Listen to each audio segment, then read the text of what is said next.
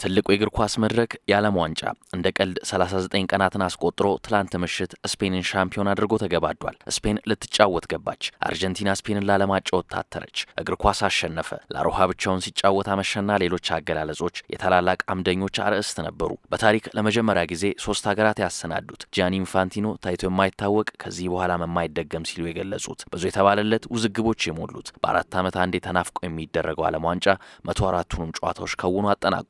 በታለመው ልክ ከፍ ያሉ ከዋክብት፣ ልብ አንጠልጣይ ድራማው፣ የኖርዌይ ደስታ አገላለጽ፣ ግሩም ግቦች፣ አይረሴ ቅጽበቶችና ሌሎችም ከዚህ ዓለም ዋንጫ የገበየናቸው በጎ ትዝታዎች ሆኖ ቀርተዋል። አስተዳዳሪው አካል፣ የትኬት ዋጋ፣ ፖለቲካ፣ በማስታወቂያ የታጨቀ የረፍት ሰዓትና ሌሎች ደግሞ ጂያኒ ኢንፋንቲኖና ፊፋን ሲያስተቹ የከረሙ ደጋፊንም እግር ኳስን መልሱልን እንዲሉ ያስገደዱ ናቸው። የኢስፔኑ ሳም ቦርደን እንዲህ አለም። እንደ 2002ና 2010 ያሉ ዓለም ዋንጫዎች የእግር ኳስ ልዕለ ኃያላን የተባሉ ሀገራትና ተጫዋቾች መጥፎ ጊዜ ሳሳልፉ ታዝበንባቸዋል። በዚህ ዓለም ዋንጫ ግን ምባፔ፣ ሜሲ፣ ቤሊንጋም፣ ሃላንድ፣ ኬንና ሌሎችም ከዋክብት ደምቀውበታል። እናም አለ ቦርደን፣ እናም ሁሉም ኮከብ የታየበት የኦስካር ሽልማት ይመስል ነበር። ቮዚኒያና ካፖ ቨርዴ ክስተት ነበሩ። ካናዳና ግብጽ የመጀመሪያ የጥሎ ማለፍ ጨዋታዎቻቸውን አሸንፈዋል።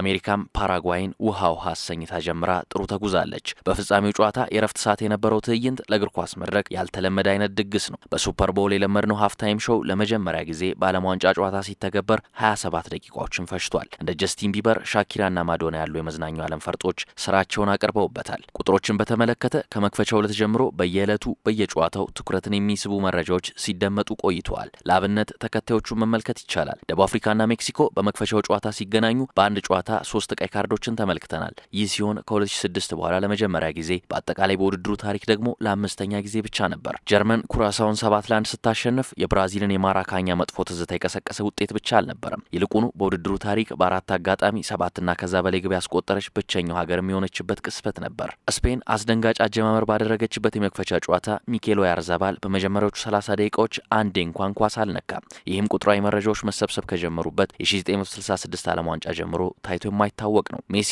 አልጄሪያ ላይ 3 ሲሰራ በዓለም ዋንጫው ታሪክ በትልቅ ዕድሜው ሃትሪክ የሰራ ተጫዋች ነበር። የዘመናት ተቀናቃኙ ሮናልዶ በበኩሉ በጥሎ ማለፍ ጨዋታ ግብ ያስቆጠረ በዕድሜ ትልቁ ተጫዋች መሆን ችሏል። ፖርቱጋላዊ ኮከብ በሌላ ሪካርድ በ6 የዓለም ዋንጫዎች ያስቆጠረ ብቸኛው ተጫዋች ሲሆን የአርጀንቲናው አቻው በበኩሉ በ7 ተከታታይ ዓለም ዋንጫ ጨዋታዎች ኳስና መረብን በማገናኘት የሚስተካከለው የለም። ሌላው አስደናቂ ቁጥር የስፔን ጉዳይ ነው። የዓለም ሻምፒዮኖቹ በውድድሩ ታሪክ አንድ ግብ ብቻ በማስተናገድ ዋንጫውን ያሳኩ ብቸኛ ባለታሪክ ሆነዋል። የስፔንን ጉዳይ ካነሳን በ2010 ዓለም ዋንጫቸውና በዚህኛው ድላቸው መካከል ያሉ አስገራሚ መገጣጠሞች እያነጋገሩ ይገኛሉ። ያኔም አሁንም የውድድሩ መክፈቻ ያደረጉት ደቡብ አፍሪካና ሜክሲኮ ናቸው። ስፔን በሁለቱም አጋጣሚ ወደ መድረኩ ስትመጣ የመጨረሻውን የዩሮ ውድድር አሸንፋ ነው። የ2008ና የ2024ን በ2010ም ሆነ 2026 የተደለደለችው በምድብ 8 ነበር። በሁለቱም አጋጣሚ የባርሳ ተጫዋቾች ተጽዕኗቸው ከፍ ያለ ነበር። ያኔም ሆነ አሁን 8 የብሉግራና ከዋክብትን ይዛ ወደ ውድድሩ አቅንታለች። የኢቤሪያን የጥሎ ማለፍ ጨዋታ በሁለቱም አጋጣሚ በ16ቱ ጥሎ ማለፍ ታዝበናል። አሁንም ሆነ ያኔ ሞሪኒዮ ማድሪድን ሲረከቡ